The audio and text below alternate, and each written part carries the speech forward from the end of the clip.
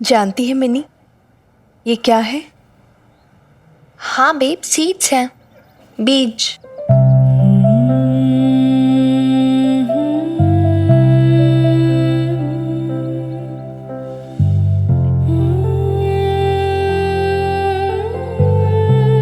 बीज नहीं है सिर्फ ये मिनी, जीवन है। किसी पेड़ पे, किसी शाख पे, किसी फूलों की पंखुड़ियों के बीच छिपे रहते हैं, जैसे नन्हा सा बच्चा हो। फूलों की पंखुड़ियों में ऐसे रहते हैं जैसे माँ का आंचल हो।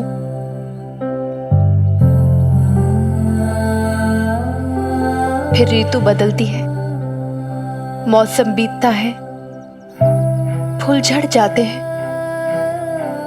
और फल खिल जाते हैं।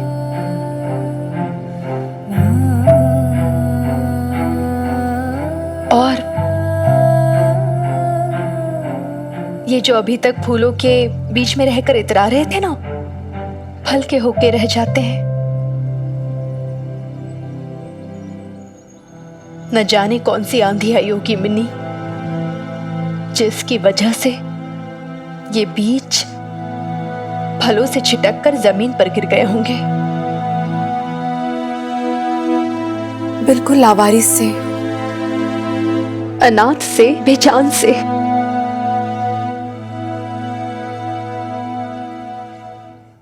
पर ये बीज बेजान नहीं है मिन्नी, जीवन छिपा हुआ है इनके अंदर। शायद इस बात को ये खुद भी नहीं जानते हैं, पर सच यही है कि इनके अंदर एक नई जिंदगी, एक नई उम्मीद छिपी है। मर मर कर फिर जी उठते हैं ये। मिट्टी में डाल दो, फिर खड़े हो जाएंगे, नई जिंदगी की तरह, कांपती हुई उम्मीद की तरह।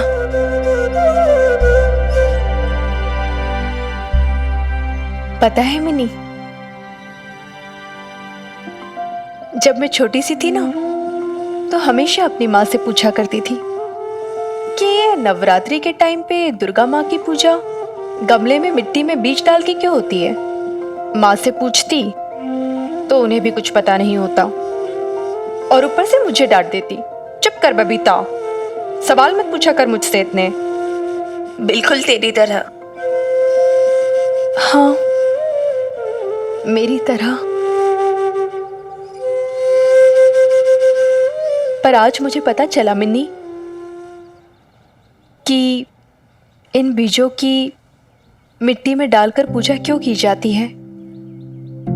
क्योंकि सिर्फ ये एक बीज नहीं है, नारी शक्ति है ये, नेचर की शक्ति, माता रानी का आशीर्वाद। इनके अंदर नया जीवन देने की शक्ति होती है, जो तुझ में है, मुझ में है। और पता है, ये बीज सिर्फ एक नई जिंदगी नहीं देते हैं, बल्कि इस नई जिंदगी के साथ इनका भी एक नया जन्म होता है, जैसे मेरा हुआ था तेरे होने से। तेरी आंखों की चमक, तेरी आंखों की चमक में मैं भी हूं मिन्नी। तेरे होठों की कपकपाहट में मैं भी हूं, तेरी धड़कन की रफ्तार में मैं भी हूं। कभी तू थी ना मेरे अंदर, आज मैं तेरे अंदर हूं। तेरे सपने, तेरी उम्मीद में मेरे सपने, मेरी उम्मीद भी चमकती है मिन्नी। तू सिर्फ मिन्नी नहीं है, मिन्नी की बच्ची, थोड़ी सी बबीता भी है तू। सच में मिन्नी, तेरी वजह से मैं फिर से जी उठी हूं।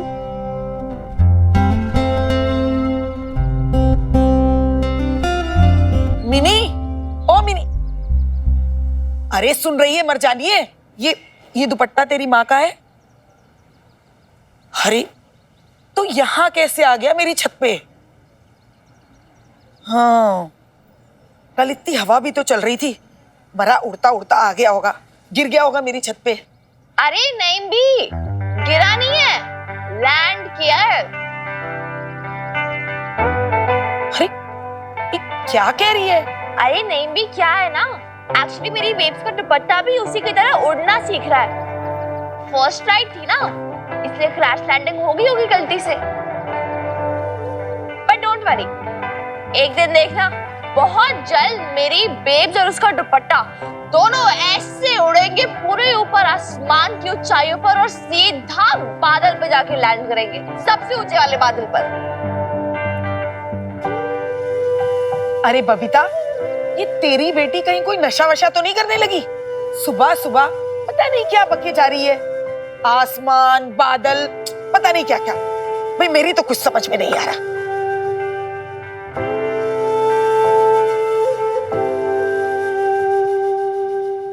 पगली सी हैं दोनों। अल्लाह करे किसी की नजर ना लगे इन दोनों नेक बख्तों को। अल्लाह करम। 15, 16, 17, थोड़ा थोड़ा 18। जोड़ जोड़ के संभाल संभाल के और सर साहब बेब्स को मजबूत किया था, 50 करनी पड़ेगी पूरी। उसे थोड़ा टफ बनाया था, 20, लेकिन पापा जी 21। पापा जी ने उसे फिर से तोड़ अब दिया। ऐसे कैसे होगा? 24। ओ ये क्या सर साहब, ले बस भी कर दिया आपने। यार लाले, हाँ बड़ी थकान सी हो रही है यार, पता नहीं कैसे। और तो सर साहब फिर आपकी ट्रेनिंग कैसे पूरी होगी? हैं आपका ना स्टेमिना खत्म हो चुका है, बुढ़े हो गए बिल्कुल ही आप। आपके बस की बात नहीं है पुशअप करना। भाई लाले, मैं बताऊं तू ये सब क्यों कह रहा है? हाँ क्योंकि क्या है कि मेरे जैसा यंग हैंडसम डैशिंग स्मार्ट आदमी तूने आज तक कभी देखा नहीं, और वो कम उम्र के अंदर पुलिस इंस्पेक्टर बन गया, तो वैसे ये बात तेरे को डाइजेस्ट होती नहीं। तो क्या ये सब सोच सोच की तरह जो बीपी है ना पूरा अप डाउन होता रहता है, और कुछ बात नहीं है। अब देख, इस जन्म में तो भाई तू मेरे से सीनियर होने से रहा, तेरा प्रमोशन होगा ही नहीं। पूछ ले क्यों, पूछ पूछ। हाँ क्यों बताओ। बिकॉज मैं हूँ 37 का और तू है 47 का, तो भाई मेरे से पहले तो तेरा होगा ना रिटायरमेंट। अब जब तक तेरा रिटायरमेंट नहीं होगा तब तक भाई तेरा कैसे प्रमोशन होगा?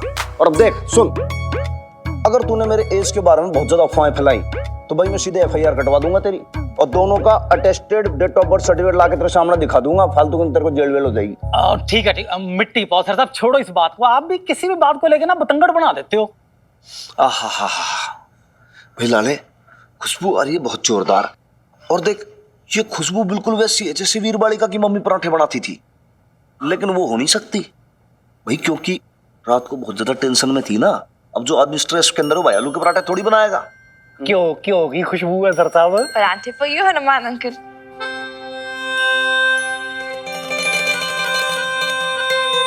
चलिए आज तू बड़ी खुश दिख रही है। अरे पराठे किसने बना दिए? तूने बनाए क्या? बेब्स ने।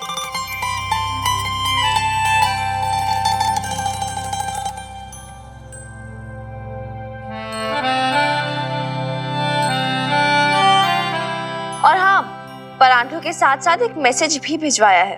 भाई ऐसा क्या मैसेज है? हाँ मिनी, कह दे अपने हनुमान अंकल से कि कोच ने अपना काम कर दिया है और एक खिलाड़ी अब मैच खेलने के लिए तैयार है। पूरी तरह से लड़ पड़ेगा, खुद हारे या जीते, पर अपने कोच को बिल्कुल नहीं हारने देगा। सुना ना आपने हनुमान अंकल?